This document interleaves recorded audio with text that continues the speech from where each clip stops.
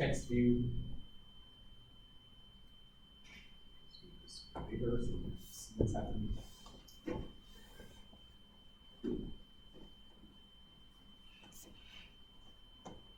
So it has a text view, it has a button. So it's got some stuff. I wrote the ID. So it's got some stuff going on, whatever that stuff is. So it has an interface. Let's say in the activity, right as the application starts, or right as the activity begins, I want to do a countdown. What's the standard pattern for a countdown? How do I create a countdown? Let's say I want to do a 20-second countdown. What would I type here? For loop, right? I don't ask trick questions, folks. So for loop. So for int I equals 20. I is what, greater than 0? Greater than equal. I minus minus. And then right now I'm just debugging it, so I'm going to dump some information to the log. The log is for me, the developer, to figure things out. That's the lazy, incorrect way of converting a number to a string. Just concatenate it to an empty string. The proper way to do it is string.value of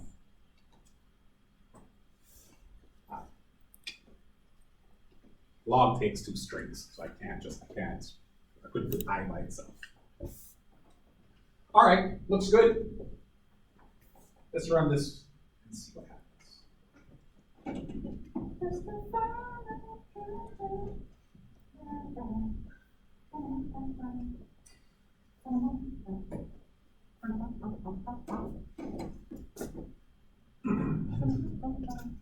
See how you hated football last week? Wait, what now? That's not from the first, not from football. I didn't say I hate football. I said I don't understand it. I don't understand team sports. Regional team sports.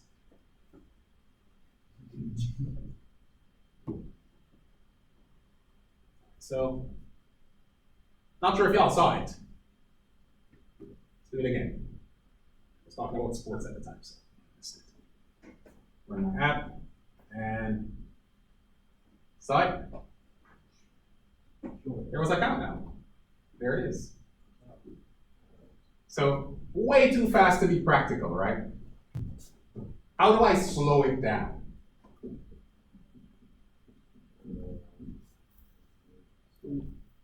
Sleep. Sleep. There's a thread, so maybe we're going to talk about this in a second, but every time something is executing, it's being executed on a thread, right? Thread goes down to the processor, it runs on a processor core, yada, yada, yada. The way that you get a process or a thread in our case or something to stop is to put it to sleep. So to do my countdown inside of my loop, I can tell this thread to sleep for 1,000 milliseconds, which is 1 second. I handle the interrupt exception, and I run it again. Now let's see.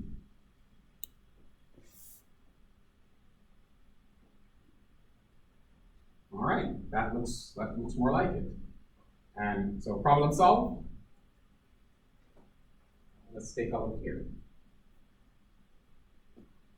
What's wrong here? It's not showing anything. What's anything? What do you mean? The seconds counting down. Well, there were no seconds to count down. What was missing? Just waiting for the countdown. Essentially, so the app started because the code is running, but by app you mean this whole thing is black.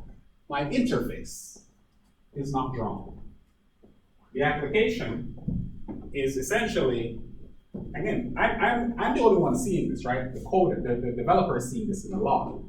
If this was the app and the user was there waiting, the interface would have been frozen for 20 seconds.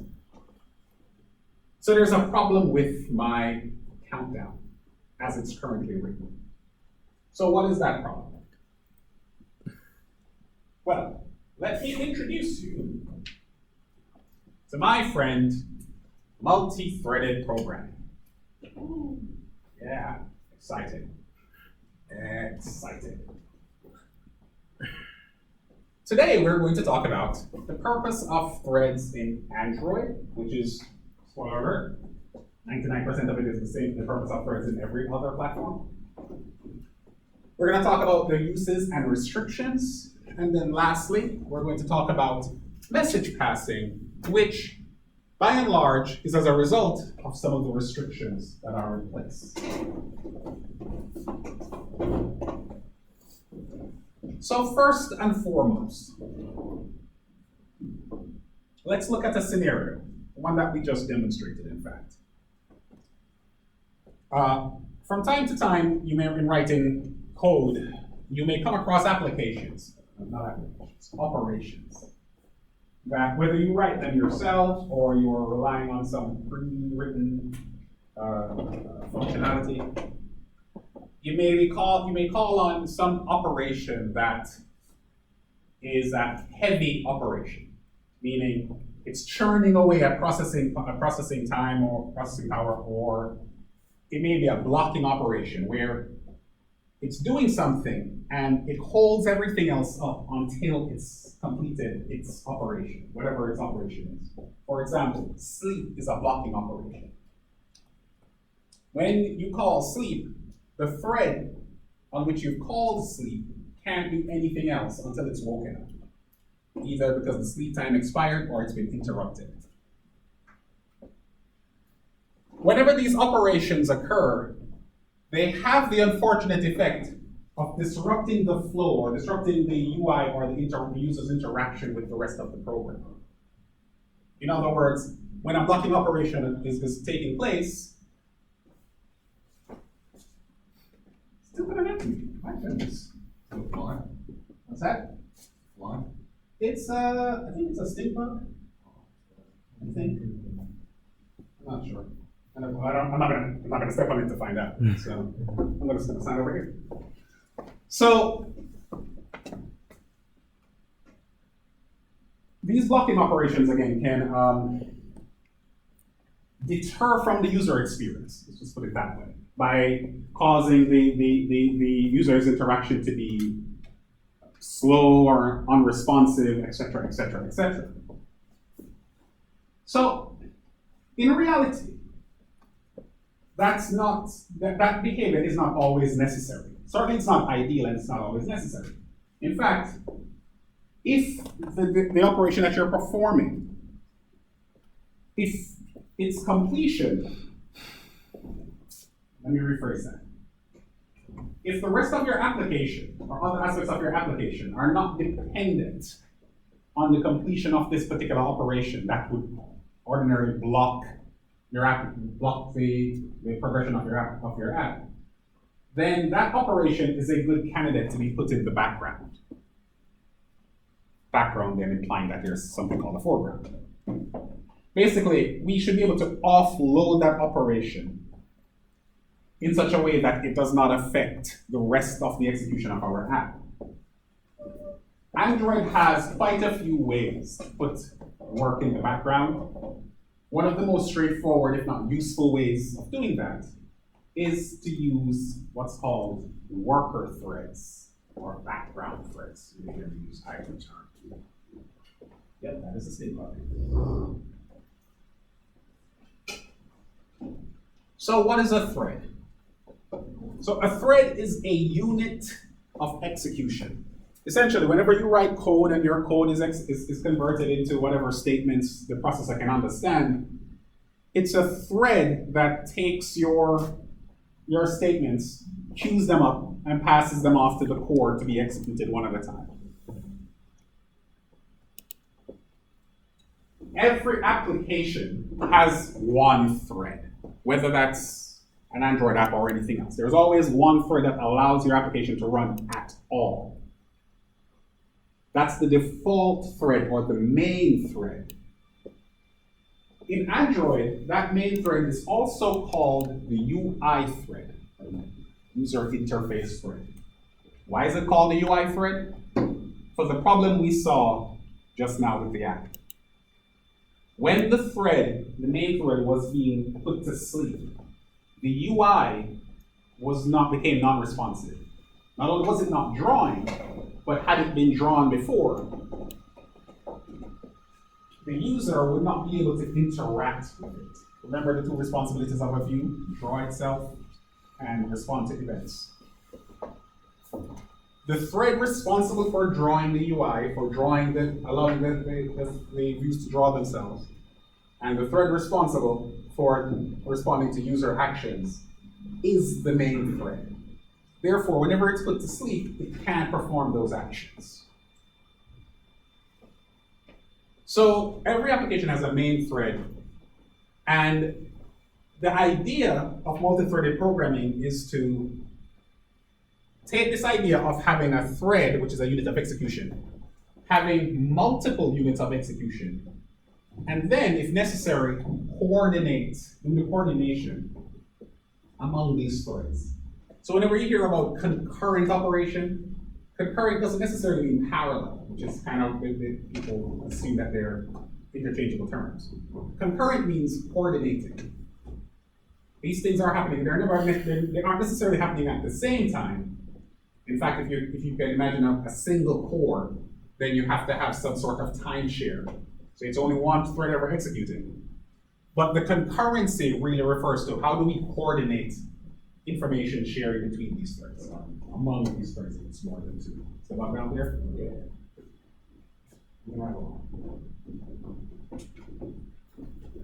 Yeah, it'll slow over in your bag. You bring it home, it breathes, then you just have a house full of stink bugs. This happened to my car once. So in some cases, threads are a nice idea. You offload an operation, and it makes the UI act a little smoother because the main thread is not focused on doing this doing any heavy lifting. But in some instances, at least with more recent versions of Android, using threads, or rather additional threads or worker threads, is mandatory. So for example, dealing with network operations in Android, meaning connected to the internet and things like that, you have to do that in a worker thread. Any attempt to access the network on the main thread will throw an exception. An interesting restriction placed on threads, on worker threads, is that they have no direct access to view objects, meaning a worker thread cannot attempt to update a view. If it does that, it'll throw an exception.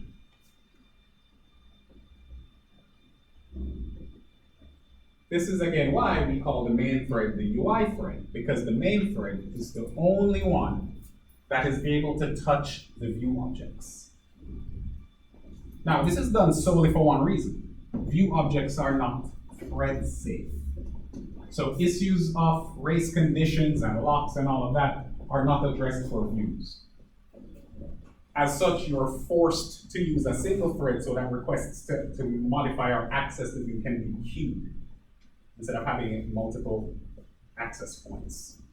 So view objects are not thread safe, therefore you're prohibited from accessing view objects from worker threads. To be clear, that restriction is only for view objects. You can have other data and other variables and other objects that both your main thread and your worker threads can access perfectly fine, as long as it's not a view. So because of that restriction, if and when a worker thread wants to update the UI, it must do so in an indirect manner.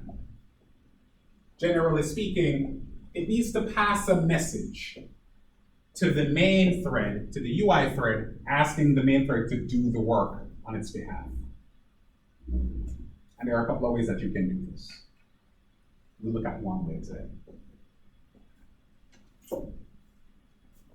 So, how do you create a thread? Well, there are essentially two ways that you can do this. The first is to just subclass the main thread class. So there's a class called thread. You create your own version that extends thread, and then override that class's run method. Alternatively, you can create what's called a runnable object, where you essentially just specify the code that a thread can execute. And then you create a thread object and pass it this runnable. The second approach allows you to essentially pass executable code around. And then whenever it needs to be run, you put it inside a thread and execute it. Whereas this first approach creates something that is just going to be run right away. Well, run when you start. So you have either of these approaches can be used to create a thread object. Then once you have the thread object, you call start. Now let me just say this so that you don't lose time and sleep and air. To create a thread, you override the run method and you call the start method. If you reverse that, Android will not complain. And in fact, if you reverse it and your thread code is not blocking in any way, it won't even look like anything is wrong. It'll just work. But the code that's being executed would be in your main thread. It would not be in its own thread. So make a mental note. Override run and call start. If you overrode start and called run, everything would look honky-dory, but it would be wrong. It wouldn't be in its own thread. So I want to make special effort to point this out. Override run, call start.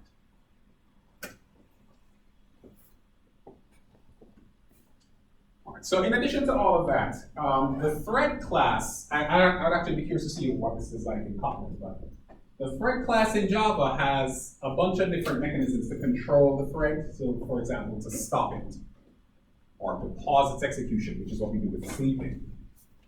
But what's interesting is that since Android version 1, all those operations have been deprecated. In other words, the stuff you're allowed to do with threads are limited to essentially starting it, sleeping, and interrupting. Everything else has been deprecated, and there are some good reasons why. You'll see more of that, I guess, on Thursday. But suffice to say, don't start digging around in all the thread methods that are available. We generally don't use them. All right, so let's actually look at creating a thread. So this was my thread class. This was my top-down code before. What I want to do is put this inside of a thread. So there are a couple of ways I can do this. There are a couple of ways I can get a thread. I can create a new class file, define a thread class, have it extend thread, then override run, and then create a new instance in this class in my activity. I could do that. I could also make it a little more private. I could define a class here.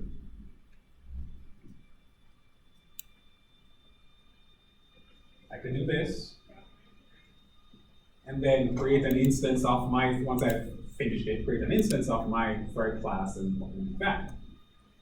So this is all the first version. But in my case, in this scenario, I'm not going to do any of those things. I'm instead just going to create a thread in place. I'm going to create an anonymous thread class. Why? For the same reason I create anonymous on-click listeners. If the thread you want to create is single use, I don't need to go through all the rigmarole of naming the class. And in this case, because I'm just doing a timer, it's single use. If the thread I wanted to create, I need to be able to spin up lots of them with different configurations, then yeah, creating a class would be the right way to do it, a named class, and then I can create different instances with different data passed in for it to do whatever it needs to do. But in my case, I don't need to do that. So here's what I'll do. I'll create a new thread called T which will be a new thread that I'm overriding here. My type new.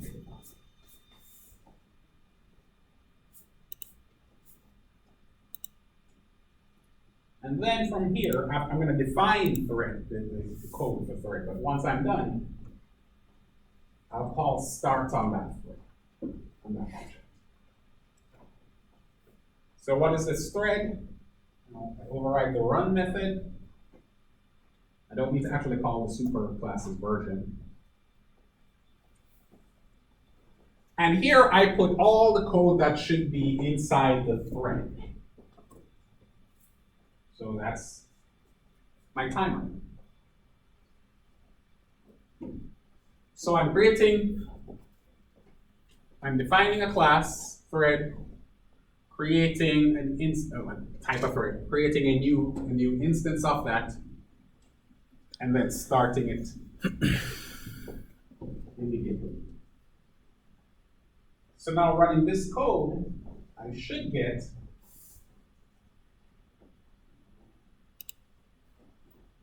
my timer. So my timer is running, as you can see there, but simultaneously, if I look at my interface, it's all there. And I can interact and I can do everything. Because the blocking operation, the sleeping operation, and again, that sleep could be anything. Maybe it was accessing a really long, maybe it was processing a large file, compressing a video or whatever.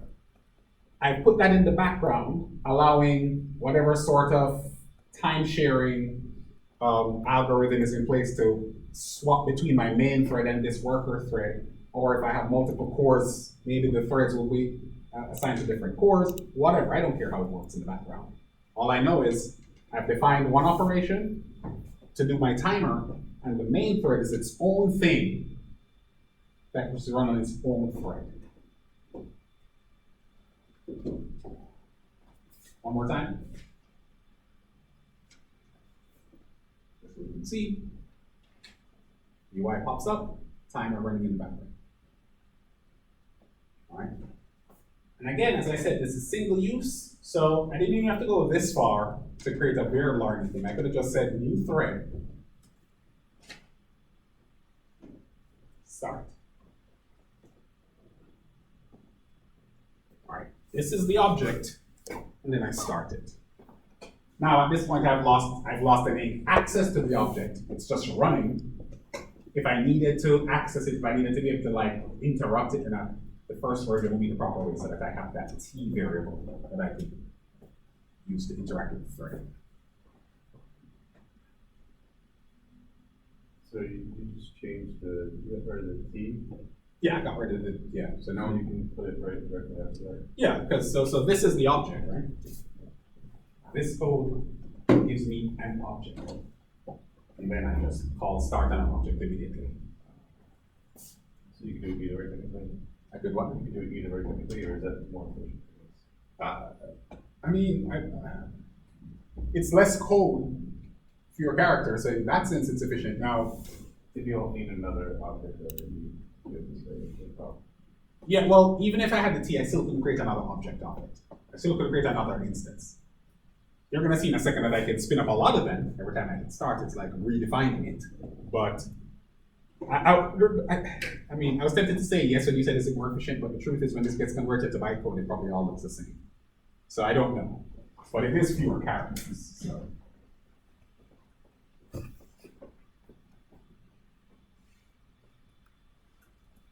All right, so you're with me? All right. So at this point, I might think, all right, my timer works. From a developer perspective, I've seen it because I can look at my log and I see the information being shown. So my next thing is, well, this is a timer app. It's not for me to see it, it's for the user to see it. So I'm gonna come back to my interface. I'm gonna set this hello world. I'll give this ID called the timer label. I'll set its text value to 0. I'm just going to down right to 20. Again, I'm just doing this for efficiency's sake. You should not type in values, you should use resources. call this start. Start.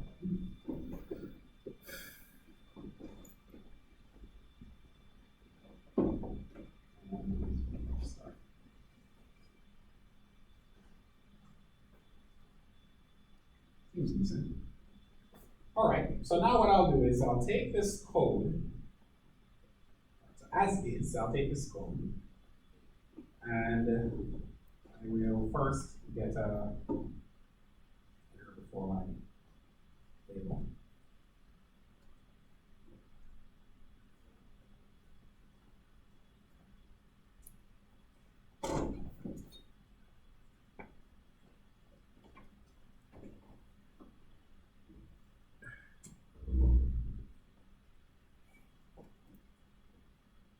Set up a little code.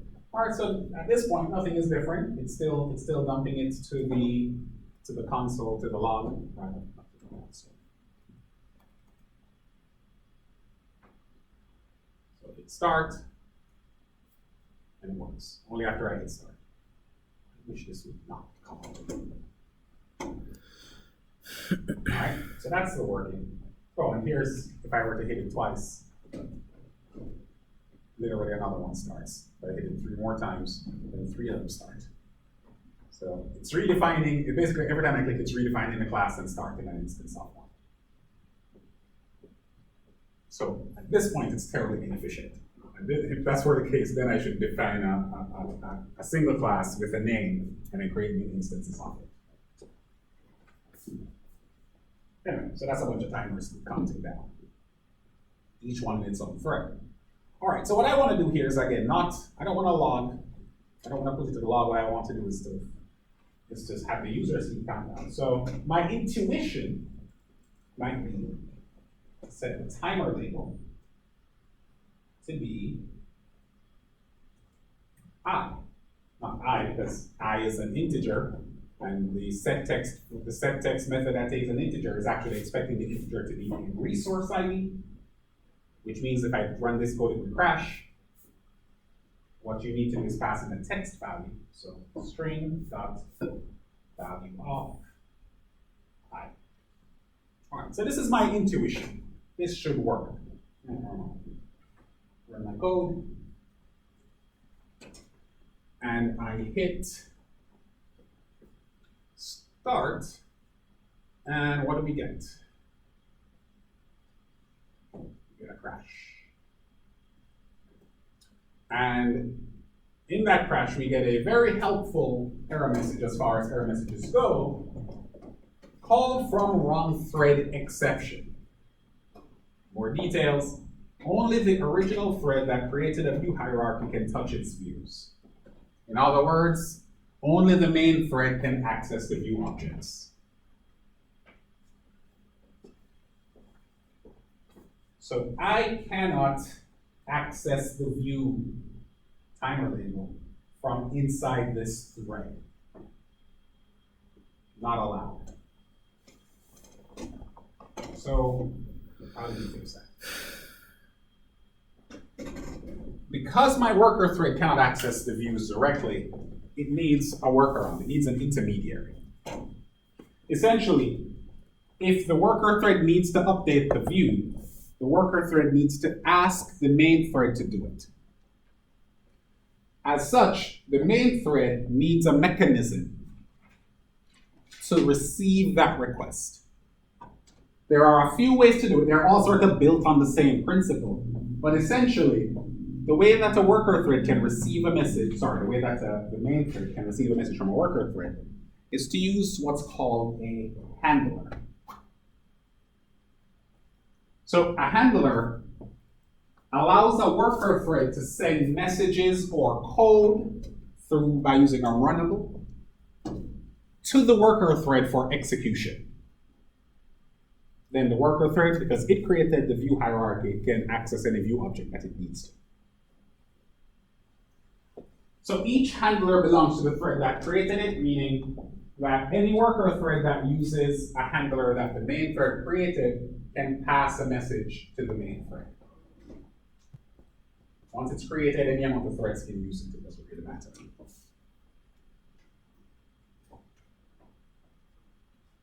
So the two main uses of a handler are to schedule messages or runnables, code, to be executed at some time in the future. So a handler you can schedule something. It doesn't have to be immediate, even though every one of the ones we're going to use now will be immediate. Or we can enqueue an action to be performed on a thread other than your own, meaning pass a message. So it's this second use case that we're going to employ to have the main thread update its UI.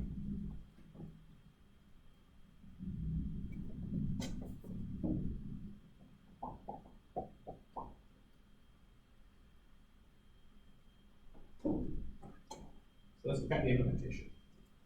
I have a basic one, but I want to stuff. All right, so basically this is what we need. We're going to create a handler. I need to do it at as an instance variable so that it can be accessed by that thread, which is in the inner class. So I'm going to create a handler.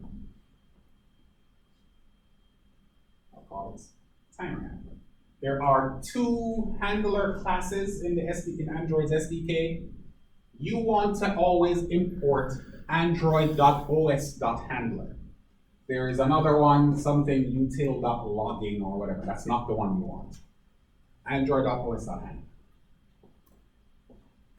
Now, there are two ways, even after you get the right class, there are two ways to implement a handler. The first is to subclass the handler class, like this.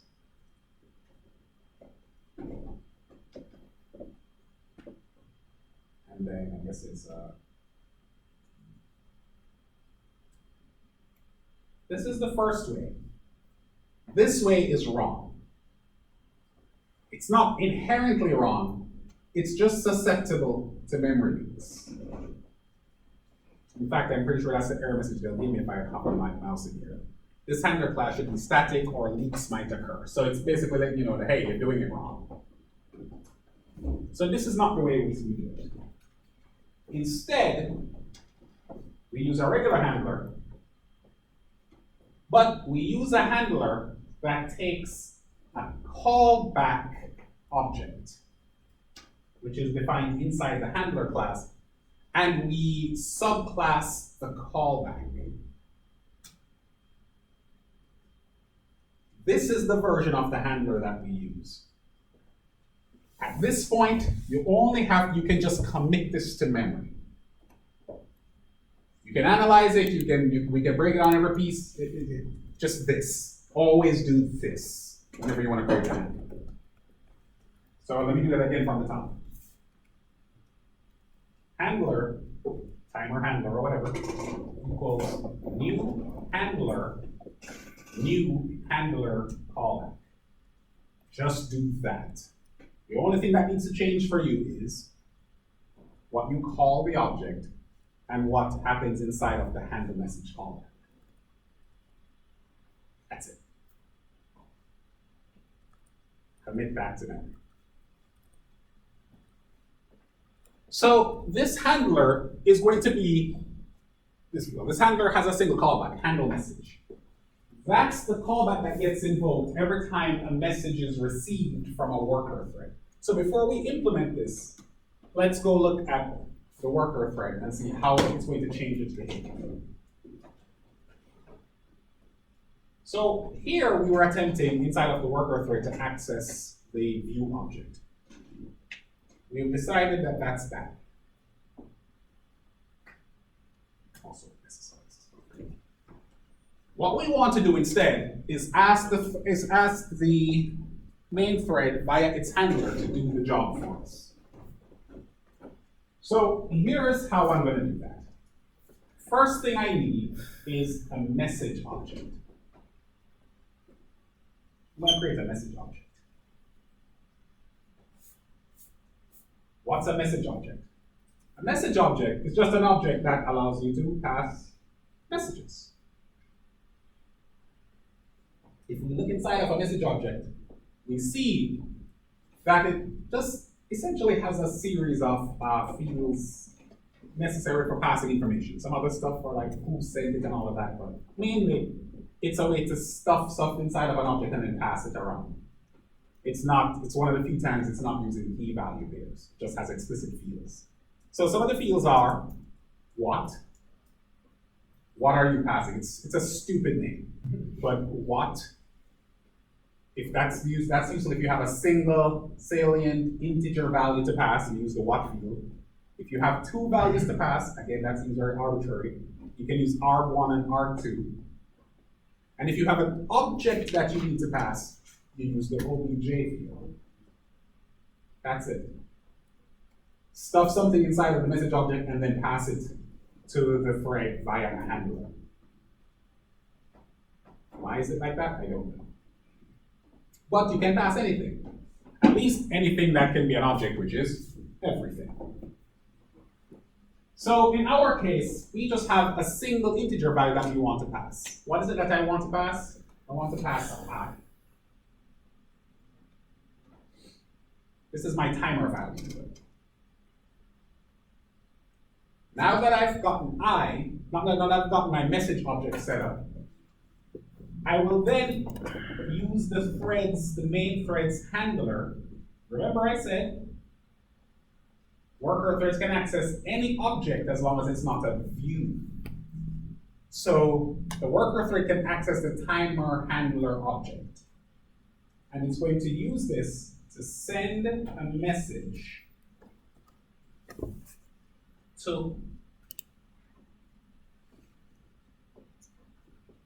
the main thread. That is going to invoke the handler's handle message callback. With me? All right, this is version 1 of how this works. Version 2 says this can be optimized. Now, have any of you ever worked on like a web server? All right, so in web servers, you have this thing called a thread pool. Thread pool show up in a lot of places, but a thread pool is basically a collection of threads waiting to respond to requests. The whole idea is to be efficient. So you have all the threads already prepared and waiting for a request to come in. Message passing is such a popular and necessary thing for anything in Android to work that Android actually maintains a collection of message objects ready to use. It doesn't seem like it's a heavy thing to create, so I'm not entirely sure how, what benefits we get, but the point is, one is maintained. So the proper pattern says, when you want a new message object, do not call new message. Instead, on the message class directly, you call the static method obtain. Obtain will pull a message object from the pool of message objects that it maintains, and if there are none, it will create one for you. So you get a message object, and this is the proper way. This is the most efficient way. More efficient. Then everything else works the same. All right? So step 1, obtain a message object as opposed to creating one. Step 2, dump the data inside the message object that you want to pass. And step 3, send the message to the handler. Version 3 of this pattern says, if this is what you want to do, that is, you want to send to a handler a single what value, then there is a more efficient way to do that. Not efficient in terms of execution, just efficient in terms of lines of code. If this is all you want, get a message object, assign a single integer value to what, and then send that message. Then instead of doing all of this, you can instead simply call timer handler dot send empty message with the integer value that you want to transfer. I don't have to create a message object explicitly. Why? Because send empty message does that for me. You look at the source code, see that send empty message takes your what value and it calls send empty message delayed with your what value and a delay of 0, which means do it right away. We look at that implementation, we see that send empty message delayed obtains a message object, sets its what value to whatever you passed in, and then sends message delayed with that 0 delay message object. So it does everything for you. So again, if all you need to do is send a single integer, this is the way to do it. If you needed to send an object or multiple integer values using the arg1 and arg2 properties, then this won't work. You have to spell it out. So this will send an empty message to via the handler to the main thread every second because I'm sleeping for 1 millisecond, for 1,000 milliseconds. So I'll get rid of this. So now this is my code, a little simpler. Now let's go up to the handler. It's a boilerplate. Here is my handle message callback. As you can see, handle message callback gets a message object. That message object is, of course, what is sent from the thread, from the worker thread. So here, all I need is to take that message dot what, and in my case, for my timer, put that here.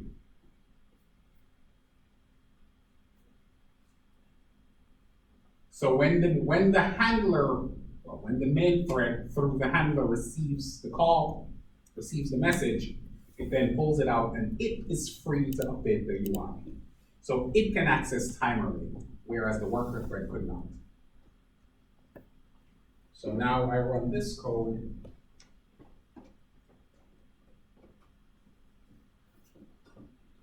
And now when I hit start,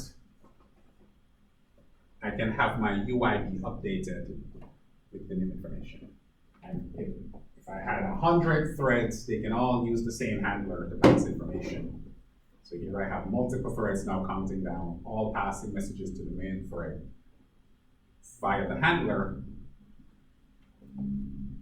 But because it's all coming through a single pipe, it can be queued up.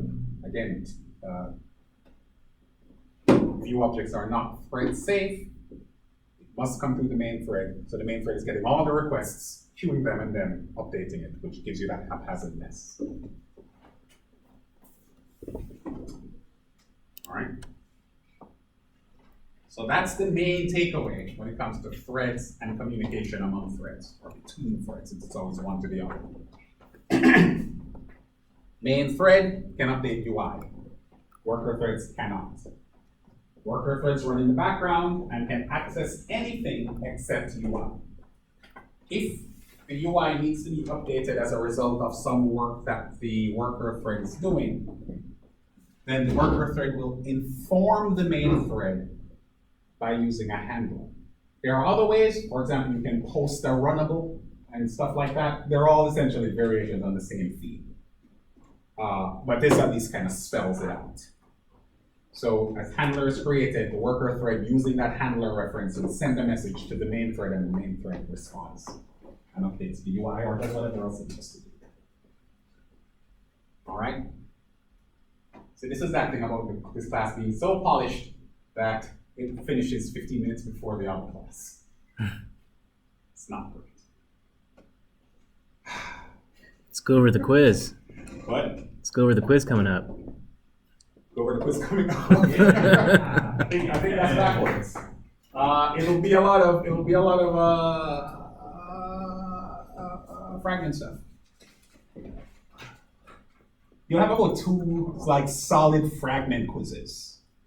So think of the first quiz. You can expect a lot of stuff from the first 2 top fragment topics that I mentioned in that spiel earlier, and then the second quiz will be like the other set of topics. So what are fragments? How are they created? Yada yada yada. Yada yada yada. Hopefully you were here earlier. And then the last subsequent, the subsequent quiz will talk about creation patterns and dynamic UIs. Or responsive UI, I don't know, call it what you want. No, let me be very careful because I will use random words in the quiz and say, well, you said. Dynamic UIs. Yeah, I can answer questions. It's much easier for me to answer questions. What are the questions you have? What questions are on the quiz?